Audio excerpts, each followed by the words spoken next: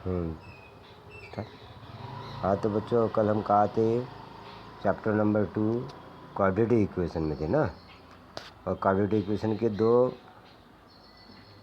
General form of 2.1 देख के हुआ था ना। 2.1 में क्या क्या पढ़े हमने? General form of quadratic equation, जिसे कहते हैं हिंदी में वर्ग समीकरण का सामान्य रूप। उसके बाद क्या देखे अपन ने? रूट्स ऑफ क्वाड्रेटिक इक्वेशन, है ना, वर्ग समीकरण के हल। और इसके कुछ एग्जाम्पल भी देखे हमने, है ना। इसके एग्जाम्पल देखे। अभी आज ये 2.1 की पूरी स्टडी हो गई, समझो इसमें। अब हमको आगे पढ़ना है कि यही रूट्स निकालने की कुछ मेथड होती है, जैसा कि factorization method, formula method, perfect square method और कंप्लीट स्क्वायर मेथड।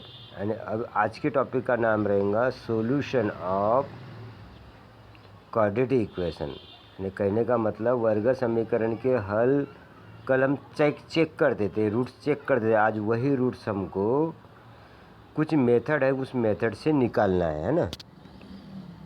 तो वो मेथड 3 टाइप की है। पहली मेथड है फैक्टराइजेशन मेथड, नंबर 2 है फार्मूला मेथड, नंबर 3 है परफेक्ट स्क्वायर मेथड और कंप्लीट स्क्वायर मेथड। अच्छा, फैक्टराइजेशन मेथड हमने 9th क्लास में तुम कुछ पॉलिनोमियल पढ़े थे, है ना। पॉलिनोमियल यानी हिंदी में उसको क्या बोलते हैं? बहुपदी। तो पॉलिनोमियल के कुछ फैक्टर आप गिराते थे, है ना। वही पॉलिनोमियल के फैक्टर आज हम पहली मेथड देखेंगे, फैक्टराइजेशन मेथड से। फैक्टराइजेशन मेथड 9th क्लास में हुई है, और हमारे लिए सिर्फ 2 मेथड नहीं है, फार्मूला मेथड और परफेक्ट स्क्वायर मेथड, जिसको हिंदी में कहते हैं सूत्र विधि और पूर्ण वर्ग विधि। क्या बोलते हैं? कंप्लीट स्क्वायर मेथड या परफेक्ट स्क्वायर मेथड। इसका हिंदी में नाम क्या है? पूर्ण वर्ग विधि। और ये फार्मूला मेथड को हम क्या बोलते हैं? फैक्टराइजेशन मेथड को क्या बोलते हैं हिंदी में? गुणनखंड विधि। क्या बोलते हैं? गुणनखंड विधि। हाँ, गुणनखंड विधि। और फार्मूला मेथड को क्या कहते हैं? सूत्र विधि, सूत्र विधि। और कंप्लीट स्क्वायर मेथड को पूर्ण वर्ग विधि। तो आज हम बात करेंगे सिर्फ फैक्टराइजेशन मेथड, यानी हिंदी में गुणनखंड विधि। तो गुणनखंड हमको गिराते, ये हम 9th क्लास में हमने पढ़े हैं। 9th क्लास में हमने पढ़े हैं। 9th क्लास में जो हमने पॉलिनोमियल के फैक्टर कैसे गिराते, गुणनखंड कैसे गिराते हैं, हमने देखे हैं। तो आज वही फैक्टराइजेशन मेथड फिर से 10वीं में कुछ वो मेथड से कुछ एग्जाम्पल पढ़ेंगे। तो हम सबसे पहले कुछ पॉलिनोमियल लेते हैं 9th क्लास की। अब 9th क्लास की पॉलिनोमियल कुछ ऐसी है, देखो।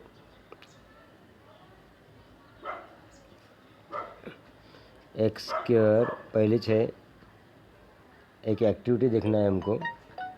पहला एग्जाम्पल है x square minus 4x minus 5। And उसी के साथ साथ सेकंड एग्जाम्पल है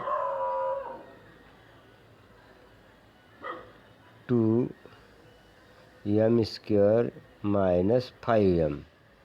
और थर्ड एग्जाम्पल है ए स्क्वायर माइनस 25। अब ये दोनों एग्जाम्पल तुम ध्यान दो। ये पहले एग्जाम्पल में कितने टर्म है? यहाँ पे कितने पद है? 3 पद। तो इसमें क्या करना पड़ता है? First term into last term. First term का कोएफिशिएंट कितना है? 1। और लास्ट टर्म का कोएफिशिएंट कितना है? -5। इनका करेंगे अपन मल्टीप्लाई, हाँ, गुणनफल। अब ये मल्टीप्लाई करके उससे फिर से ऐसे फैक्टर गिराएंगे कि मिडल टर्म आ जाए। तो 5 1 जा 5, और 4 लाने के लिए हमको क्या करना पड़ेगा? सब्ट्रैक्शन करना पड़ेगा। 5 में से 1 गए 4। बट अब साइन कौन सा देंगे वहाँ?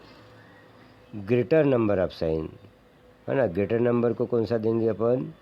माइनस, और स्मॉलर नंबर को प्लस। तो ग्रेटर नंबर वहाँ कौन सा है? 5। उसको साइन कौन सा रहेगा? माइनस का, क्योंकि आंसर में कितना है? -4 मिडल टर्म। उसका साइन कितना है -4 करके वहाँ पे हमको साइन देना पड़ेगा -4। तो अब देखो, अब ये जहाँ 4x है वहाँ क्या लिखेंगे, x² - 5x + 1x - 5। अब इसके दो भाग गिराएंगे। x² - 5x 1 + x - 5। अब वहाँ पहले भाग में से क्या कॉमन निकलेगा, x × x × 5 5x। अब जो पहले इसमें जो कॉमन निकाले वही सेकंड में आना चाहिए। हाँ ऐसा, x - 5 x - 5 डबल डबल है ना, तो एक ही बार। हाँ अब x - 5 को एक ही बार लिखे, फिर अब क्या बचा, x + 1, तो वही हो गए उसके फैक्टर। यानी उसके फैक्टर क्या गिरे, x - 5 और x + 1। अब ये सेकंड एग्जाम्पल ध्यान दो। सेकंड एग्जाम्पल में 2m² 5m है, तो हम यहाँ से कॉमन क्या निकाल सकते हैं, सिर्फ यम कॉमन निकाल सकते हैं। क्या कॉमन निकाल सकते हैं, यम। तो यम कॉमन निकलेगा तो ब्रैकेट के अंदर क्या बचेगा, 2m। फिर 5 के पास सिंगल m है तो सिर्फ 5, ये एक m बाहर दे चुके हैं। अब बस वही फैक्टर हो गए उसके, उसको आगे हम कर नहीं सकते। अब थर्ड एग्जाम्पल ध्यान दो। थर्ड एग्जाम्पल में क्या है, a² - 25। 25 का स्क्वायर रूट कितना है, 5 है ना। तो अपन 25 के जगह क्या लिखेंगे, 5 का स्क्वायर। फिर यहाँ कौन सा फार्मूला लगेगा, a² - b²। हाँ, a² - b² क्या होता है, एक बार माइनस एक बार प्लस, है ना। तो अब उसको हम क्या लिखेंगे, a - 5 a + 5। तो ये हम ऐसे कब देखे थे बेटा, 9th क्लास में देखे थे, याद है। पॉलिनोमियल नाम का चैप्टर है एक, बहुपदी, उसमें अपन फैक्टर गिराते। वही चैप्टर आज हमको 10th क्लास में काम में आ रहा है। कौन से मेथड में काम में आ रहा है, quadratic equation solve by factorization method. I means वर्ग समीकरण कैसे हल कर रहे हैं अपन, गुणनखंड विधि से। वहाँ से हमको 9th क्लास का चैप्टर काम में आ रहा है। अब हम इसी मेथड के कुछ एग्जाम्पल देखेंगे, जो अभी हम 10th क्लास में पढ़ने वाले हैं, फैक्टराइजेशन मेथड। इसी मेथड के कुछ एग्जाम्पल देखेंगे, एट ए टाइम दोनों तीनों एग्जाम्पल देखते हैं, फिर उसी के टाइप का मैं होमवर्क दूंगा। पहला एग्जाम्पल है क्वाड्रेटिक इक्वेशन मेथड का नाम क्या है, quadratic equation solve by factorization method, यानी गुणनखंड विधि से वर्ग समीकरण हल करना। गुणनखंड विधि से वर्ग समीकरण हल करना, मराठी मीडियम में। आणि अवयव पद्धतीने वर्ग समीकरण सोडवणे, है ना। वर्ग समीकरण सोडवणे कोणत्या पद्धतीने, अवयव पद्धतीने। हिंदी में गुणनखंड विधि, इंग्लिश में फैक्टराइजेशन। अब एट ए टाइम देखो चारों एग्जाम्पल। पहला एग्जाम्पल है m² - 14m + 13। दूसरा एग्जाम्पल है 2x² 3x² - x - 10 = 0। और तीसरा एग्जाम्पल है 3y² - = 15y। और चौथा एग्जाम्पल है x² = 3। अभी एट ए टाइम चारों एग्जाम्पल देखो। पहले एग्जाम्पल में क्वाड्रेटिक इक्वेशन जनरल फॉर्म में दिख रहा है ना। पहले इक्वेशन में देखो m² - 14m + 13 और = 0, हाँ जनरल फॉर्म में दिख रहा है। सेकंड भी दिख रहा है, थर्ड नहीं दिख रहा है, और फोर्थ नहीं दिख रहा है। तो उनको हम बाद में करेंगे, बाद में लाते हैं उनको। अब पहले एग्जाम्पल की तरफ ध्यान दो। पहले एग्जाम्पल में एक बार जैसे का वैसा, m² - 14m + 13। अब इसमें क्या करेंगे, फर्स्ट टर्म का कोएफिशिएंट कितना है, 1। लास्ट टर्म का कोएफिशिएंट कितना है, 13। इनका क्या करेंगे, मल्टीप्लाई। कितना आ गया, 13 × 1 = 13। अब 13 के ऐसे फैक्टर गिराओ कि 14 आना चाहिए, तो 13 × 1 = 13। अब 13 और 1 14, क्या करना पड़ेगा, एडिशन। अब पहले सबसे पहले देखो 14 का साइन कौन सा है, माइनस। तो माइनस कब होता है? हाँ, एडिशन करते दो कंडीशन में एडिशन होती है, एक तो माइनस माइनस, एक तो प्लस प्लस। तो हम माइनस आंसर में साइन है माइनस का, हाँ, तो हम वहाँ से माइनस माइनस माइनस, हाँ, ये वाला लगाएंगे वहाँ, बाकी का मिटा देते हैं अभी। यानी -13 minus C1 is equal to -14। अब देखो एक बार जैसे का वैसा लिखे, हाँ, अब m² जैसे का वैसा। अब लास्ट टर्म कितना है? +13 इज इक्वल टू 0। अब -14 की जगह लिखेंगे 13m + 1m, हाँ, और यहाँ 2 पेयर गिराएंगे। अब पहली पेयर में से कॉमन क्या निकलेगा? m -13 कॉमन, हाँ, तो जो पहले टर्म में निकाले वो जैसे का वैसा लिख लो। हाँ, अब वहाँ 1m लाना है तो 1m के लिए +1, हाँ, वो दोनों वहाँ पे क्या देंगे? +1। हाँ, अब दो डबल डबल है तो एक ही बार। m -13 कितने बार है? 2 बार, तो हम कितने बार लिखेंगे वहाँ? एक ही बार, हाँ, और m -1 is equal to 0।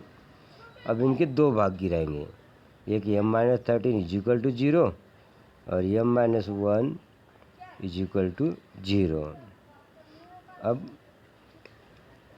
m is equal to 13 और m इज इक्वल टू 1। ये हो गया है आपका सॉल्यूशन 13,1। ये हो गया आपका पहला एग्जाम्पल। अब सेकंड एग्जाम्पल ध्यान दो। अभी तुम ये दोनों 13 और 1 वहाँ पुट करोगे ना, तो लेफ्ट हैंड और राइट हैंड साइड दोनों इक्वल आएगा। लेफ्ट हैंड का भी आंसर, राइट हैंड का आंसर कितना है? 0, उतना लेफ्ट हैंड का आएगा। 13 और 1 पुट करेंगे तो अब सेकंड एग्जाम्पल में क्या करेंगे? देखो फर्स्ट टर्म का कोएफिशिएंट कितना है? 3 और लास्ट टर्म का कोएफिशिएंट 10। इनका मल्टीप्लाई करेंगे तो क्या होगा? 30, दाहिनी तिया 30। अब 30 के ऐसे फैक्टर कैसे गिरते हैं? एक तो 15 दूने भी होता है, 30 से 31 होता है, 6 पंचे होता है, 5 सौ होता है, उल्टा पुल्टा कैसे भी होता है। अब उसमें से कौन सा लगाया जाए कि मिडल टर्म?